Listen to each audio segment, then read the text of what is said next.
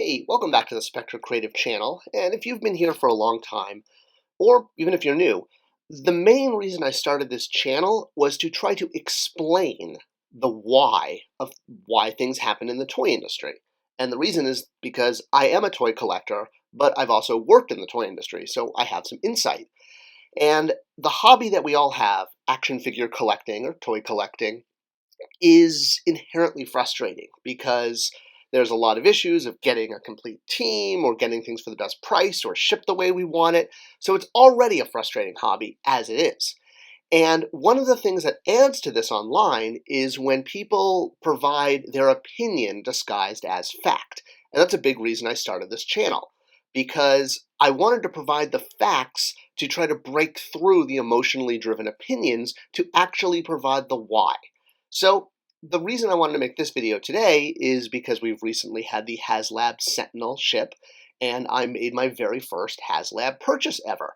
I love Sentinels. It's one of my favorite characters in the Marvel Universe because I love robots, I love purple, and, well, I love giant robot toys. What can I say? I was there with Toy Biz when they did their first Build-A-Figure Sentinel, buying a whole bunch of characters I probably otherwise didn't want or need, although there were a lot of X-Men characters in that wave, and I built me a Sentinel. I was very excited. In fact, I still have this Sentinel already on this, or well, not already, but still on display prominently in my office on my very top shelf. It's still one of the coolest toys that I have, and I absolutely treasure it. So, when a new Sentinel was offered, obviously I was excited, especially because this was going to deal with the scale issue. Obviously, Sentinels are huge. I mean, huge in terms of a 6-inch or even a 3 3/4 figure. They have to be very big. So bringing one to market, that's the right size to interact with 3 3/4 or my preference 6-inch Marvel Legends figures is going to be difficult. Even Sentinels that are built for other lines like 3 3/4 still don't really work for 6-inch figures, even though it's been done. And I appreciate Hasbro, attempting that with the Sentinel they offered on Amazon. That's on the right side there as part of my X-Men collection. He's stood there for a year, 2 years, but I've upgraded, and I now have the Haslab Sentinel, and I'm very excited because it's the right size, it's the right scale. And while obviously Sentinels as characters have been around for decades, my love for them really started with the X-Men animated series in the 90s. Not only did they totally, dwarf the X-Men as far as size, but hey, they were in the premiere, and they were the first villains that we met. So no buyer's remorse here from me. I'm really excited I have it. What I want to address, though, is the information machine that's currently cranking out on the internet. And obviously, haters gonna hate, but the problem is when haters are fueled completely by their opinion and are not backing that up by fact, that's when problems happen. So some of the issues that are being spoken of is the idea that HasLab items are giving Hasbro an interest-free loan, or the idea that the Sentinel and other HasLab items are just a guaranteed sale. So they should be made anyway because Hasbro has it guaranteed. Well, let me tell you why you're wrong. And let me tell you why you're wrong with actual facts from working in the toy industry. So first, let's look at the retail perspective. The idea that this is a guaranteed sale, that couldn't be farther from the truth. All sales in the toy industry need a guaranteed buyer. And 90% of the time plus, that guaranteed buyer is going to be one of the major retailers in the US, or in the world, if you will. Well, most of their headquarters are in the US.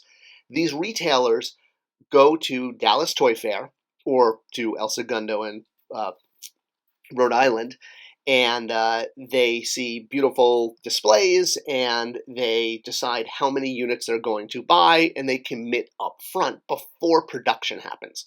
With things like HasLab, or what Matty Collector was before it folded, essentially the retailer has been replaced directly by the consumer. The consumer is essentially taking the risk onto themselves as opposed to the retailer. It's the same exact business model. A customer, whether it's a retailer or a direct customer, is essentially signing up for the product in advance.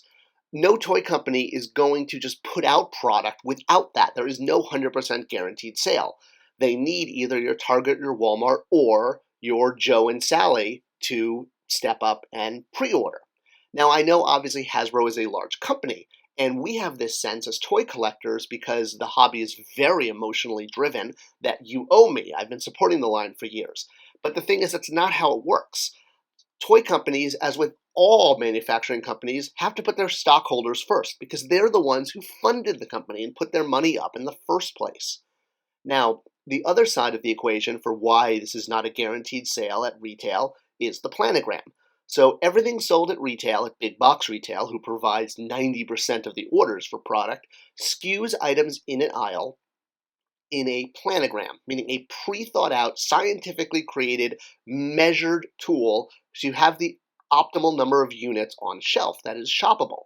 And the lower you go, the higher the price. So the items at the top here are the sort of shut me up impulse items, and the items that we just zoomed up from on the bottom are your under the shelf or under the tree bottom shelf gifts, if you will. Now look at the size of that Sentinel box. That is a giant frickin' box. What planogram in the universe would that possibly fit on? And no, the answer is not, well, we'll just put them in the back and have people take tickets like they do with TVs. That doesn't work either, because you're not going to move as many Sentinels as TVs, and the back room is just as organized as the planogram.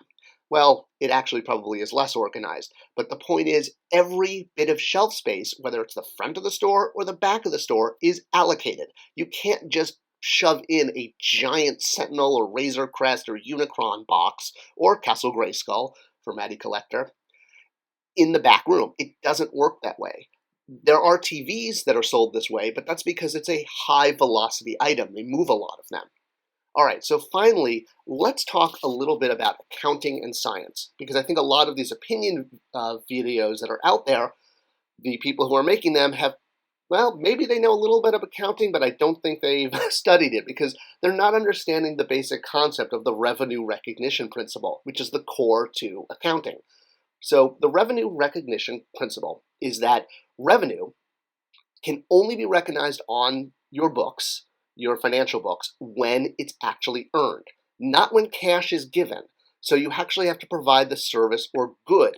Until then, this is referred to as deferred revenue, which means it's not earned. You now owe your customer something, a service. This is how anything that is prepaid works.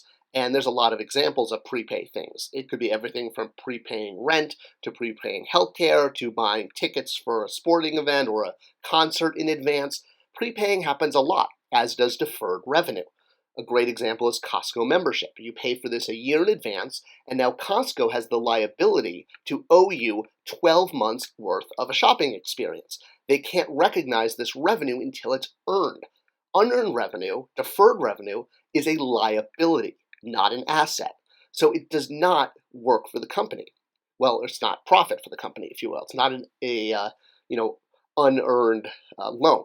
So, for example, if you are going to buy a gift card, this is unearned revenue. It isn't until the gift card is actually redeemed that the unearned revenue then moves to sales revenue and can then be counted as profit or sales, which then, profit is sales minus cost of goods. Let's look at the other angle, the final angle, the manufacturing angle of all of this, because that's important too. So you have the retail angle, the accounting angle, and now when you're looking at how toys are actually made, they're made with tooling. Anything that goes through a plastic injection molding machine has to go through a giant metal mold that is put into the machine, plastic is injected into it. These cost as much as a luxury car, like a 6-inch figure that's fully tooled, costs as much as a luxury car. A figure that's as big as the Sentinel, and I know this because I've worked on giant items before, the Sentinel and the Razer Crest and Unicron, they probably cost over $500,000 in tooling. Really expensive. So this deferred revenue doesn't just go to being invested, it has to be turned over to the factory right away to pay for the tooling. Then, once the items actually ship, then the money can be transferred from deferred revenue actually into earned capital. All right, I'm trying not to make this video too heavy on the accounting principles. I do think that Haslab should focus on things that fans actually want. I still stand by that. I think that would be the most successful model, doing items that fans have been asking for and offering them. But I also think Haslab and Maddie Collector, or the late Maddie Collector, are our toy collector best chance for getting these items. You should support them because they're not going to work at retail. And before you go out seeking unsolicited advice, especially from other YouTube videos and other discussions online, remember that our hobby is so emotionally driven because we've put a lot of time, effort, and love and tears into completing our collection. And because of that, when you are so emotionally involved, it's going to, between the joy and between the, well, I guess you could say anger of toy collecting, it's going to affect your opinion. And you've got to try to separate opinion from fact, which is why I started this channel. And I hope this video helped at least shed some light on that not only should we be looking at these situations from a fact point, but we have to try to strain out the people that are giving their opinions as facts, because it's only going to rise the frustration level. And that's what I'm trying to reduce by providing facts, not opinions. So watch out for those type of videos. They're not healthy for us. All right. Hope you enjoyed this. If you have questions, leave them in the comments below. A like, a subscription, a bell ring, all helps the algorithm, and it's appreciated because it helps spread facts. There we go. Thanks for watching, and I'll see you guys next time.